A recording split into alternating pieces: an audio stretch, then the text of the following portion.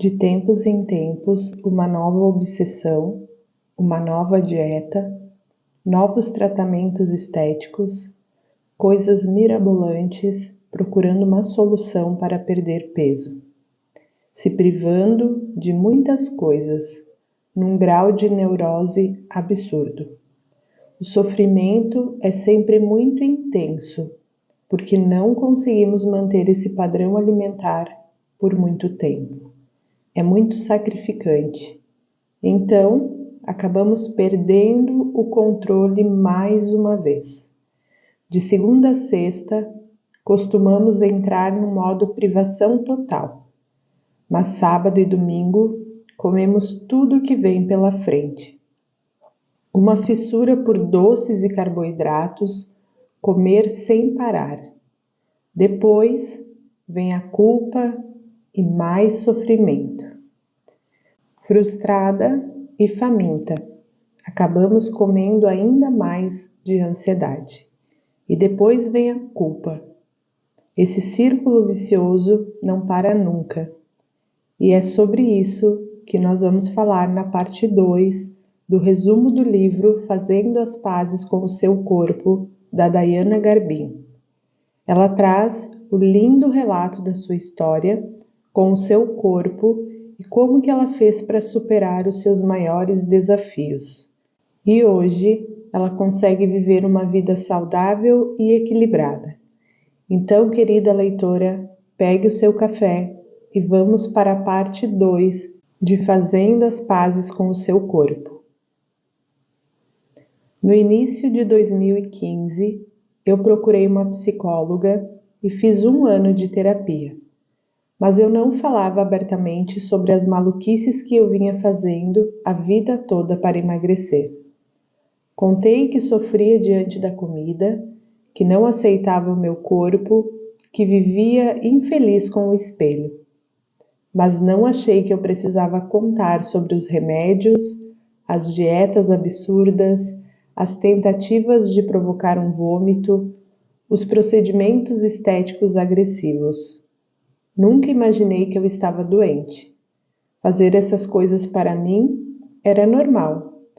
Aliás, eu descobri que isso é muito comum entre as pessoas que têm um transtorno alimentar. Muitas buscam ajuda médica, mas têm vergonha de contar tudo ou não sabem que esse comportamento pode representar um quadro de transtorno alimentar e, portanto, não contam para o seu médico. Isso muitas vezes faz com que o tratamento não tenha efeito algum. Quem sofre profundamente com o corpo e com a comida são pessoas que deixam de aproveitar a vida porque não se sentem bonitas o bastante para pertencer a esse mundo. Não se sentem dignas de amor, afeto, carinho e admiração, pois elas acham que não correspondem ao padrão de beleza que a sociedade exige. Eu descobri que nós somos muitas, milhares, compartilhando dessa mesma dor. Chorei muitas vezes lendo os depoimentos que as pessoas me mandavam durante o 1º ano do meu canal, confidenciando os sentimentos que nunca antes foram revelados. A pergunta que me perturbava ao analisar todas essas mensagens é: por que vivemos nessa busca infinita por beleza, magreza e perfeição? Ainda estou descobrindo mais e mais facetas das respostas a essa questão.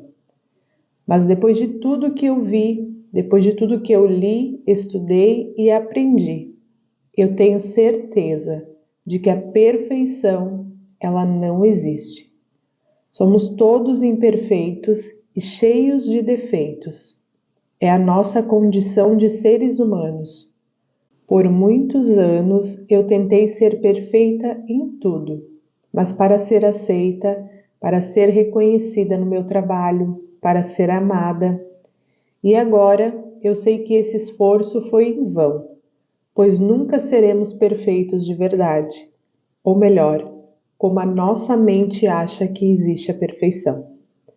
E se você luta essa mesma batalha, podemos fazer isso juntos. Admitir os nossos medos, sofrimentos, vergonhas, nossa vulnerabilidade e encarar a vida sem culpa de sentir essas coisas. Precisamos falar sobre como nos sentimos em relação à comida e ao nosso corpo. Precisamos de pessoas que nos ajudem e não que nos julguem. Não podemos mais viver escondidos por causa da vergonha, porque quando ela se torna um estilo de vida, o sofrimento é certo. Quando o medo de ser rejeitado e humilhado toma conta do nosso dia a dia, a dor é tão intensa que nos paralisa.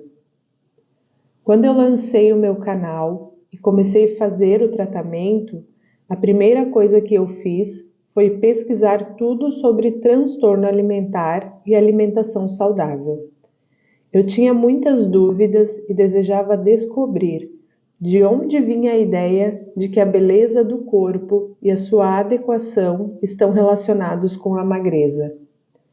Basicamente, o que eu aprendi é que o sofrimento em relação ao corpo e à comida é um sintoma social, ou seja, é algo que afeta toda a sociedade. Estamos adoecendo coletivamente e por vários motivos. De acordo com o Manual Diagnóstico e Estatístico de Transtornos Mentais de 2015, DSM-5, os transtornos alimentares são caracterizados por uma perturbação persistente na alimentação ou no comportamento relacionado à alimentação, que resulta no consumo ou na absorção alterada de alimentos e que compromete significativamente a saúde física ou o funcionamento psicossocial. O transtorno alimentar pode se manifestar sob a forma de diversos distúrbios. Aqui trago uma breve introdução do transtorno. Caso você queira se aprofundar, busque uma fonte confiável. Transtorno de compulsão alimentar. Nesse quadro, a pessoa tem episódios recorrentes de ingestão exagerada de alimentos, numa quantidade muito maior do que a maioria das pessoas comeria no mesmo período ou na mesma situação. Para caracterizar a compulsão alimentar, os episódios de exagero devem vir seguidos de um sofrimento intenso. 2. Bulimia nervosa. A bulimia se caracteriza por episódios recorrentes de compulsão alimentar, seguidos de comportamentos compensatórios, chamados de purgação, para impedir o ganho de peso, com a indução de vômito, uso de laxantes, diuréticos e outros medicamentos, jejum ou um excesso de exercícios. 3. Anorexia nervosa. A anorexia tem 3 características essenciais: restrição drástica de ingestão de alimentos, medo intenso de ganhar peso e distorção na percepção corporal. Algumas pessoas, mesmo já extremamente magras, abaixo do peso mínimo normal, sentem-se muito gordas e acham que precisam emagrecer cada vez mais. 4. Transtorno de ruminação. A característica principal dessa condição é a regurgitação repetida dos alimentos depois de inseridos. O alimento deglutinado, às vezes até já parcialmente digerido, é trazido de volta à boca sem que haja náuseas, ânsia de vômito ou repugnação. Indivíduos com esse transtorno podem desenvolver quadros graves de desnutrição. 5. Transtorno alimentar restritivo evitativo. Pode ser compreendido como uma recusa crônica aos alimentos, levando o indivíduo a não satisfazer as demandas nutritivas ou energéticas necessárias à saúde. A evitação ou restrição pode se basear em aversão a determinadas características dos alimentos, como a aparência, o odor, a textura, a cor, a temperatura ou o paladar.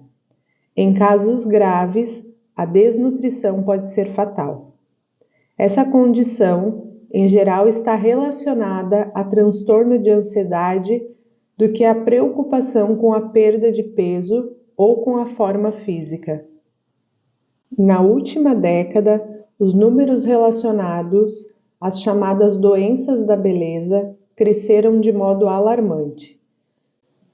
Segundo a doutora Joana de Vilhena Novaes, pós-doutora de Psicologia Social e coordenadora do Núcleo de Doenças de Beleza da PUC no Rio, cerca de 30% das mulheres brasileiras apresentam algum tipo de sofrimento intenso com relação à sua aparência, levando-as a buscar ajuda, precisar de acompanhamento psiquiátrico ou tomar medicação. E ao menos 50% têm um desconforto significativo com a própria aparência, manifestando comportamentos como falta de vontade de sair, não querer ser fotografada, não se sentir suficientemente bonita e considerar-se inadequada para frequentar espaços públicos. Todo momento histórico tem as suas doenças e os seus sintomas sociais. Os transtornos alimentares e o horror à gordura seriam um sintoma do momento atual, uma vez que vivemos em uma sociedade que enaltece a imagem e o espetáculo. Nesse contexto, a aparência assume a representação da personalidade do indivíduo, o caráter do sujeito, e daí advém todo o sofrimento da exclusão socialmente validada, gerada por qualquer desvio estético fora dos ditames de belezas atuais. Jovem e magro, de um direito, a beleza tornou-se um dever social. Segundo os psiquiatras, não há uma causa específica responsável pelo desenvolvimento dos transtornos alimentares. Acredita-se que o modelo multifatorial contribua para o seu aparecimento, com participação de diversos fatores. Fatores biológicos, alterações de neurotransmissores como a serotonina, a dopamina e a noradrenalina têm sido considerados fatores predisponentes para o transtorno alimentar. Fatores genéticos. Estudos indicam uma maior prevalência de anorexia em algumas famílias, o que surge um modelo de transmissão genético. O mesmo ocorre com os casos de bulimia. Fatores socioculturais. A obsessão por um corpo magro e perfeito é vista como um elemento desencadeante de insatisfação corporal e de atitudes alimentares inadequadas em adolescentes e adultos jovens. A exaltação de atrizes, modelos e blogueiras com um peso abaixo do esperado se opõe à ridicularização sofrida por obesos de maneira em geral. Fatores familiares. Os pacientes com transtorno alimentar geralmente apresentam conflitos intrafamiliares, ausência de coesão no núcleo familiar e dificuldade de comunicação entre os parentes. Pais superprotetores podem influenciar o surgimento dos distúrbios, uma vez que os seus comentários a respeito do peso dos filhos são um importante fator preditivo para o desenvolvimento dos transtornos. Fatores psicológicos. Há algumas características comuns entre os pacientes com transtorno alimentar, tais como perfeccionismo, distorções cognitivas, rigidez comportamental, necessidade de manter o total controle sobre a sua vida, indiferença em relação ao sexo, autocrítica excessiva, reações exageradas a situações de estresse e baixa autoestima. Além disso, fatores comportamentais também têm um peso muito grande nesse processo. De acordo com as minhas pesquisas, os transtornos alimentares são uma resposta física a um padrão de pensamento e hábitos como 1. Buscar um padrão intangível de beleza. Atualmente, o padrão é ser magro, e de preferência com músculos e bem definidos, ou seja, com um baixíssimo percentual de gordura corporal. 2. Acreditar que é preciso ser magro e bonito para ser feliz. A magreza tem sido vendida como um caminho para a felicidade.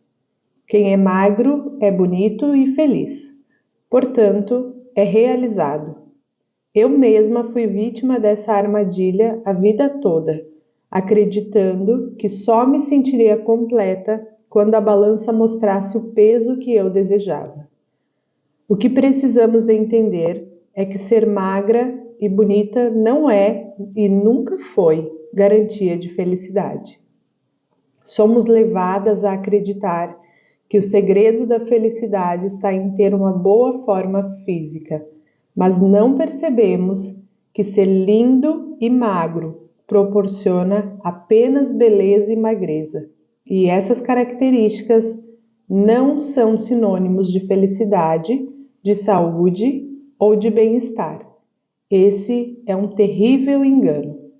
A felicidade, ela mora dentro de nós e não na nossa aparência. Devemos mudar a maneira como pensamos sobre nós mesmos, modificar a forma como nós nos olhamos. O único meio de fazer essa mudança acontecer é através do amor. O amor por nós mesmas, o amor próprio que gera a autoaceitação, a autocompaixão e o autorrespeito. 3. Sentir-se obrigada a ser perfeito. Hoje em dia, existe uma grande pressão social para que sejamos bons em tudo. Bons profissionais, bons amantes, bons pais, bons amigos, bons filhos, bons colegas de trabalho, bons chefes, bons familiares, bons vizinhos, bons cozinheiros, bons esportistas, bons em finanças, bons em artes, bons leitores, bons em conhecimentos gerais e bons na aparência física. Ninguém aceita ser menos que a perfeição. E como sabemos que não somos perfeitos, que a perfeição não existe, nós postergamos a nossa felicidade para quando chegarmos lá. Mas quem disse que a perfeição traz felicidade? Quem disse que a perfeição vai resolver os seus problemas? Aliás, quem disse que a perfeição existe? 4. Comparar-se com os outros.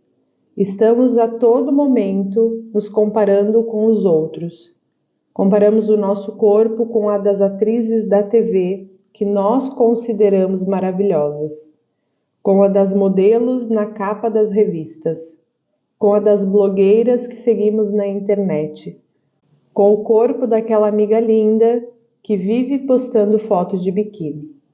Só que nós esquecemos de um detalhe. As pessoas que nós seguimos nas redes sociais, em geral, elas publicam 1 ou 2 fotos por dia. É uma vida editada e só a melhor parte da vida delas. Só poucos segundos do dia daquela pessoa, em que ela se arrumou, posou, escolheu o melhor ângulo, a luz, a roupa. Tenho certeza de que você também escolhe o seu melhor ângulo quando tira uma foto. O problema é que quando olhamos aquela imagem da pessoa, Nós temos a impressão de que a vida da pessoa é maravilhosa, alegre e cheia de glamour. Mas me diga, e o resto do dia? E os outros ângulos? E os outros momentos que não foram fotografados? Quem garante que aquela pessoa é feliz do jeito que é o tempo todo? Ninguém vive 100% do tempo feliz. Lindo, cheiroso, sorridente, arrumado e saltitante. Às vezes, as pessoas postam a foto na academia, malhando, suadas, e na verdade estão em casa deitadas, chorando ou comendo um chocolate. Às vezes, as pessoas postam a foto de uma mesa de café da manhã incrível, como nas novelas ou na revista. Só que aquela mesa nem sempre é delas. As pessoas não postam os momentos ruins. Ninguém diz que fracassou em sua dieta. Publicam apenas a parte boa da vida. E nós ficamos com a impressão de que a nossa vida é horrível, porque comparamos o nosso pior com o melhor, melhorado e editado dos outros. 5. A indústria da beleza. Fazer as mulheres se sentirem feias, gordas ou inadequadas é uma das estratégias usadas pela indústria da beleza para aumentar ainda mais os seus lucros. Quanto menos gostarmos do nosso corpo, mais dinheiro vamos gastar com produtos e tratamentos para tentarmos ficar mais magras e bonitas. A lista é longa: dietas milagrosas, superalimentos, sopas, shakes, remédios e fórmulas para emagrecer, hormônios, anabolizantes, cirurgias plásticas, centenas de tipos de procedimentos estéticos, aparelhos de musculação para ter em casa, cremes, maquiagens, botox, preenchimento, laser, roupas, sapatos, revista de dietas e boa forma, modeladores, apliques de cabelos, cílios postiços, unhas postiças, peitos, bumbuns de silicones, whey protein, suplementos e muito mais. O problema, na verdade, é o que motiva o consumo desses produtos. Quando acreditamos que precisamos daquilo para corresponder a algum padrão, ou porque a indústria nos convenceu de que não somos adequados o suficiente. Aí sim é errado. Muitas vezes somos levadas a ter uma imagem falsa de nós mesmas, vendo defeitos onde não existem, e isso detona a nossa autoestima. A todo momento, nós somos distraídos e seduzidos por promessas de resultados rápidos e milagrosos. Perdemos peso rapidamente e voltamos a engordar. Então partimos para outra solução mágica. Essa é uma fórmula alimentada pela indústria da dieta, simplesmente para manter as pessoas gordas. Comece a observar o que você compra, consome, ouve, vê e como se deixa influenciar por tudo isso. Aumente os seus filtros e não caia nos truques ou nas ilusões.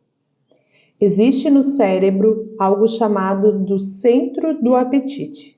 Quando você submete o seu corpo a uma dieta restritiva, a ativação do centro do apetite é reforçada e você acaba sentindo ainda mais fome, porque os hormônios e os neurotransmissores se regulam para incentivar a procura de alimentos. Com isso, aumenta o risco de desenvolver uma obsessão por certos alimentos, especialmente os proibidos, ou seja, aqueles mais calóricos. O estresse que a dieta restritiva causa também acaba transformando a comida em recompensa. Você come para se recompensar por não ter comido. É como se não bastasse. O metabolismo desacelera e gasta menos energia para economizar, já que está passando por privação alimentar, segundo o seu cérebro. Então, você engorda.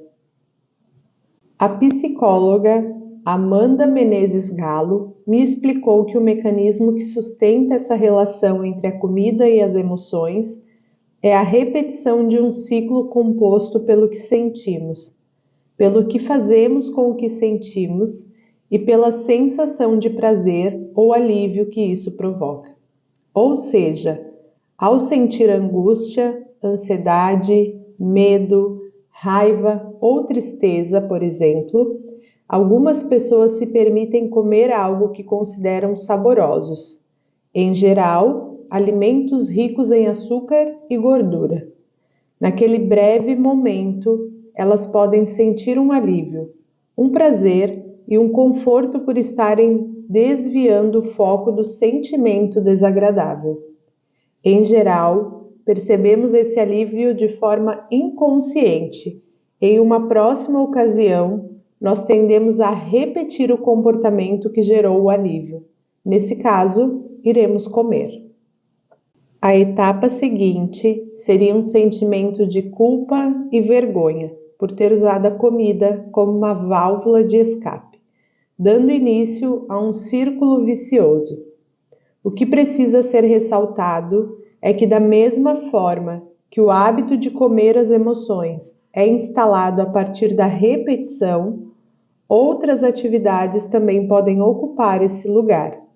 Mas, para isso, é necessário ampliar o repertório de atividades que despertam bem-estar, o que é algo particular e precisa ser percebido por cada indivíduo. Experimente modalidades esportivas, brincar mais, encontrar pessoas que você ama ou conhecer novos lugares. Podem ser alguns exemplos de atividade que promovem a sensação de conforto sem a culpa. Nesse contexto, o mais importante é não esquecermos que as emoções fazem parte fundamental da nossa existência e que é por meio delas que percebemos o mundo ao nosso redor. Emoções devem ser sentidas e não engolidas. Quando engolimos as emoções, nós ficamos anestesiados emocionalmente. Então, a neutralidade toma conta de nós e nos tornamos robóticos.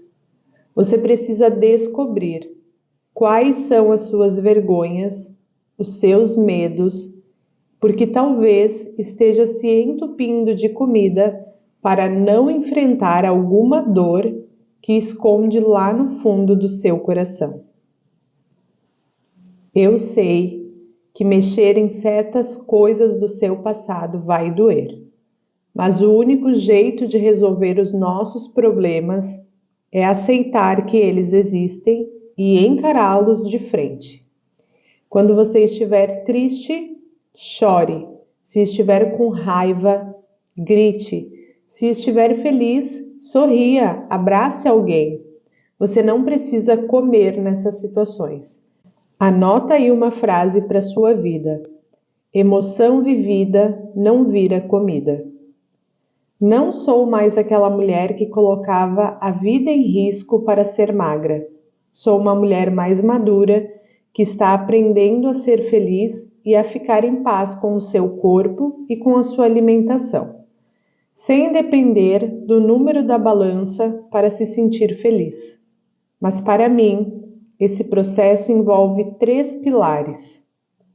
Os pensamentos, rejeitar a mentalidade de dieta, desafiar o cruel fiscal alimentar que existe dentro de nós, respeitar o nosso corpo e os sinais que ele dá a todo momento, acreditando nesse poder e sendo honesta em relação às sensações e os seus sentimentos, você começa a ter outro tipo de relação com a comida. Os sentimentos.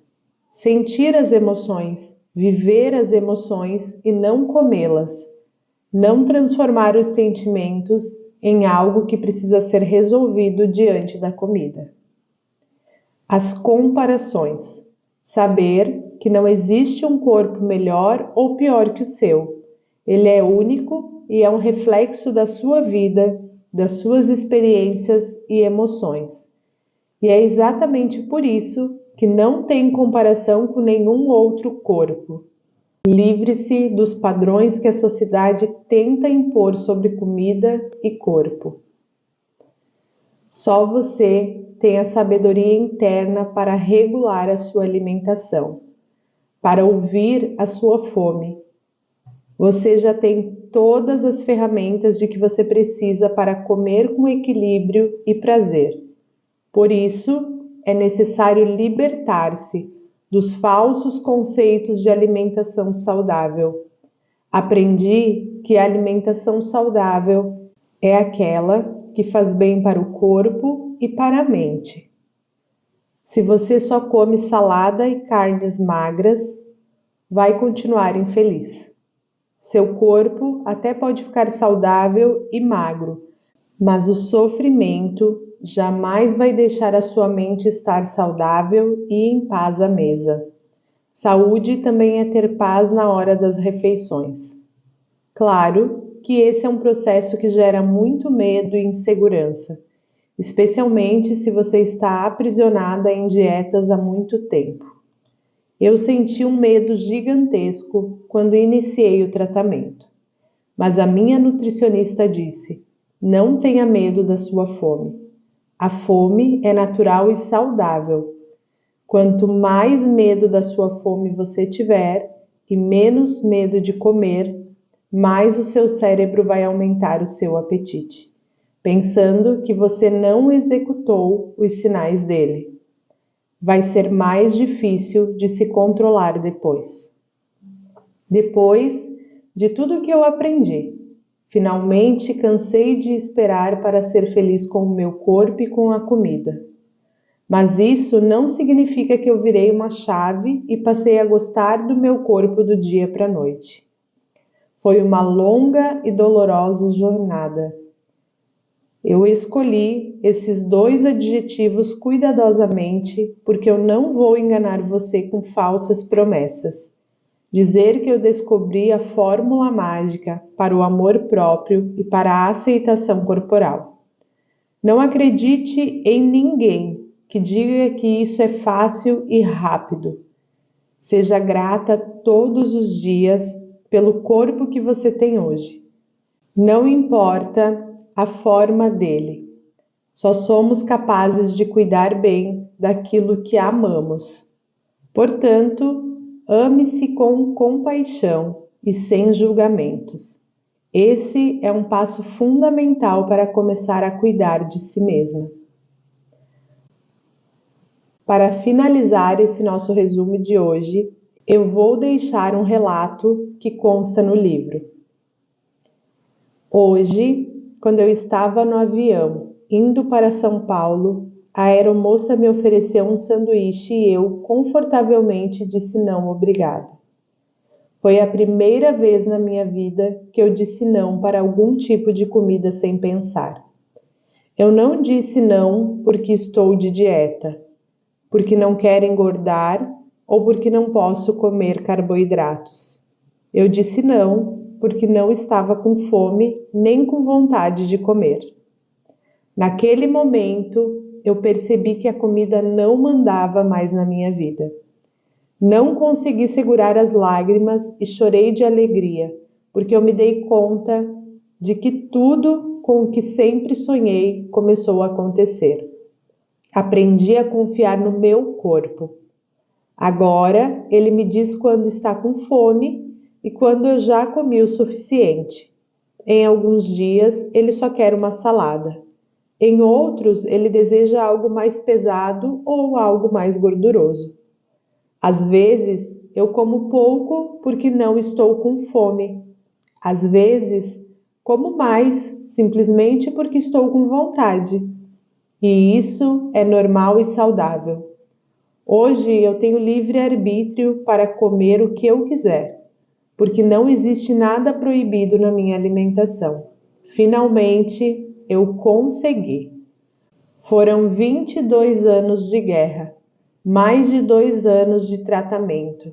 Parecia impossível, mas eu aprendi que é possível fazer as pazes com a comida e que esse é o primeiro passo para fazer as pazes com o seu corpo.